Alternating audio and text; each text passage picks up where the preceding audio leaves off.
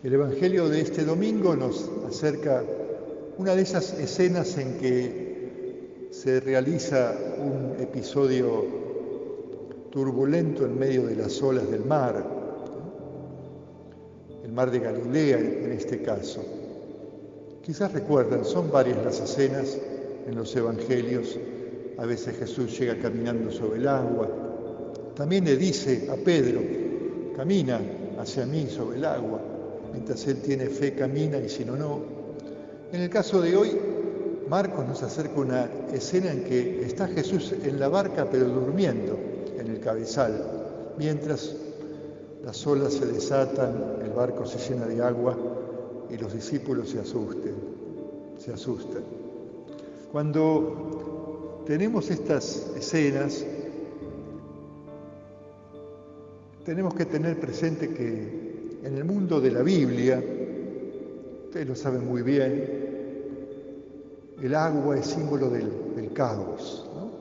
Israel es un pueblo de tierra firme. No tenía muy lejos el mar Mediterráneo, pero nunca desarrollaron ese tipo de viajes en mares más amplios. El mar de Galilea era sumamente chiquito comparado con el mar Mediterráneo.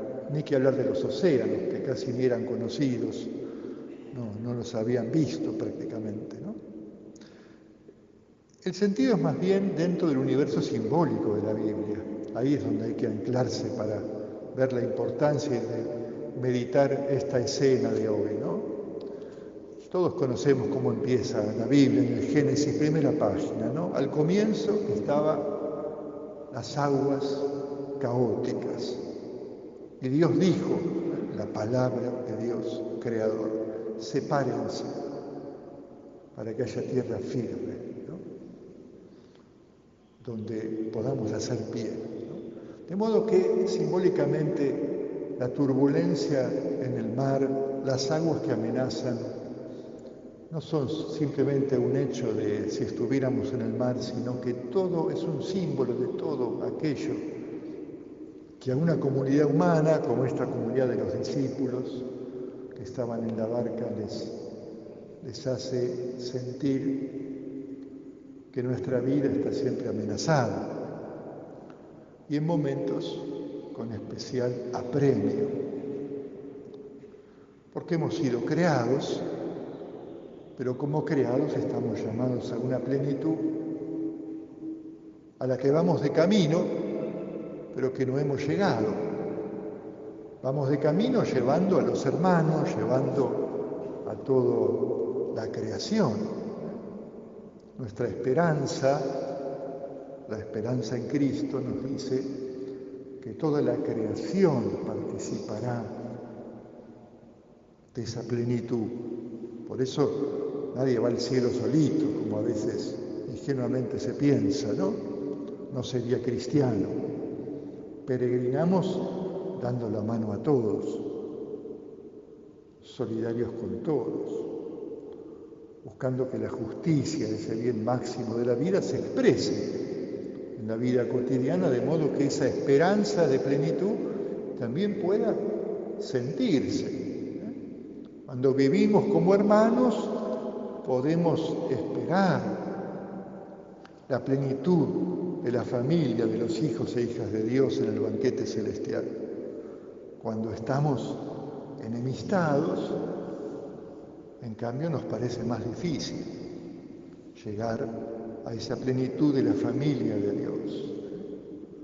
Sobre todo cuando a veces hasta se nos mete dentro aquel bichito que tenía el hermano mayor de la parábola, ¿se acuerdan de los dos hermanos? Que cuando se enteró que su hermano que se había descarriado volvía, el padre hizo una fiesta, ¿se acuerdan? ¿No? Y entonces el hermano mayor, cuando escucha la música de la danza, pregunta, ¿qué es esa fiesta? Es tu hermano que estaba perdido y fue encontrado. Y él no quiere entrar, no quiere participar de la fiesta. A veces cuando la enemistad toma en nuestro corazón esas raíces que no son las de Dios, sino las del mal, Se nos hace más difícil que la esperanza de plenitud, participando con toda la creación, con todos los hijos e hijas de Dios, sea la que nos despeje el horizonte, porque cuando no hay esperanza no hay horizonte, y cuando no hay horizonte las dificultades se hacen aún más duras.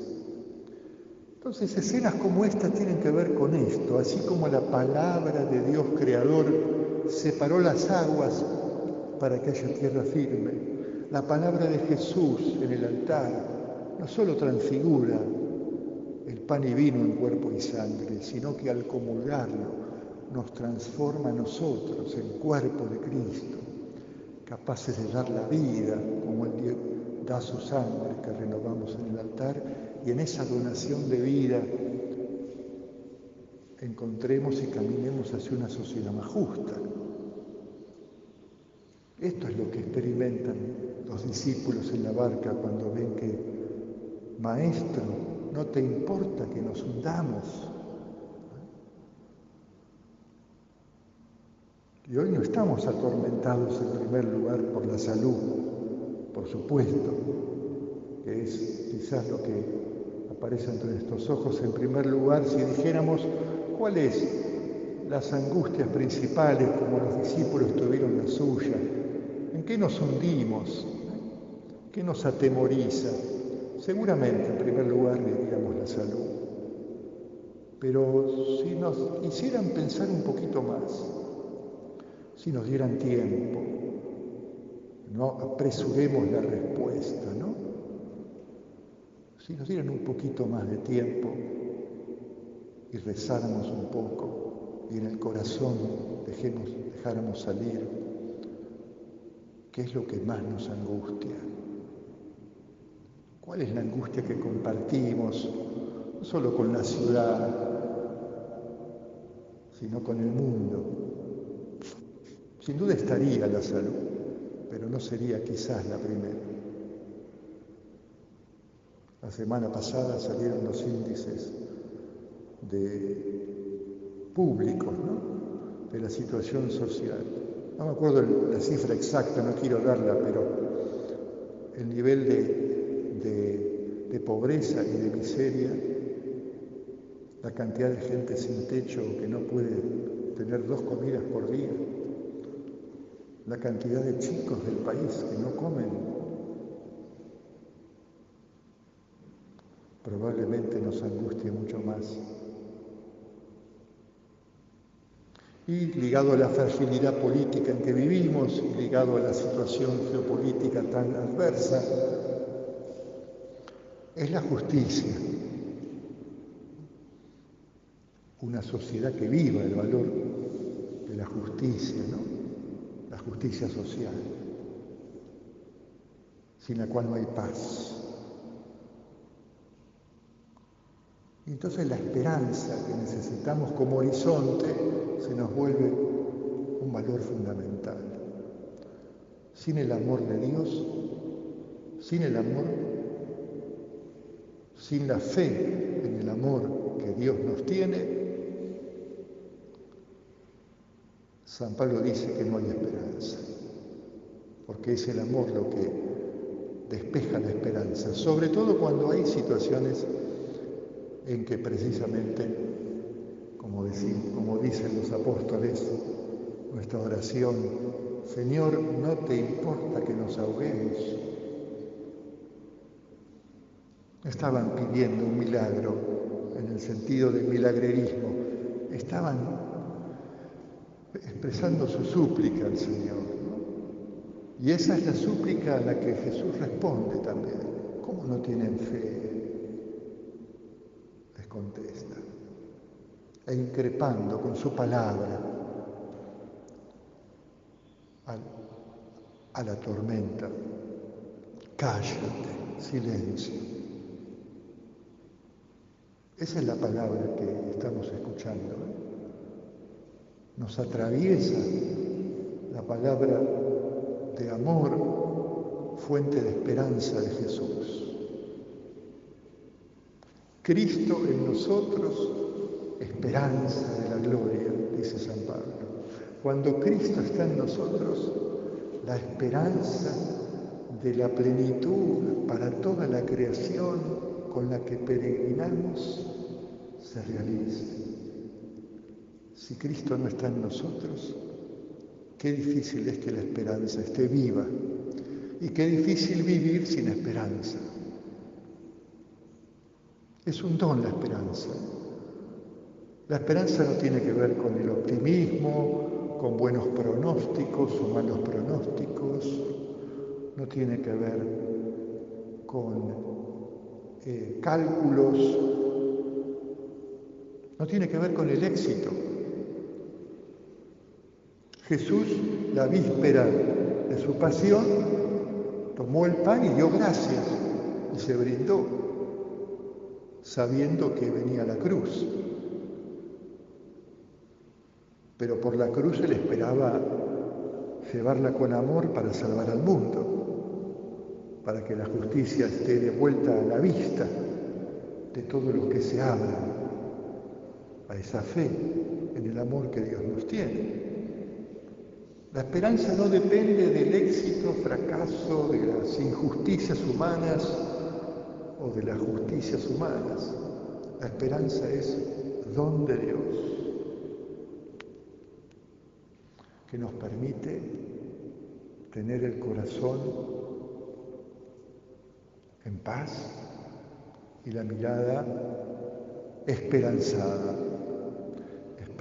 de que todo lo que vivimos a Dios le incumbe, como Jesús vemos que se compenetró con esa angustia de los discípulos en la barca.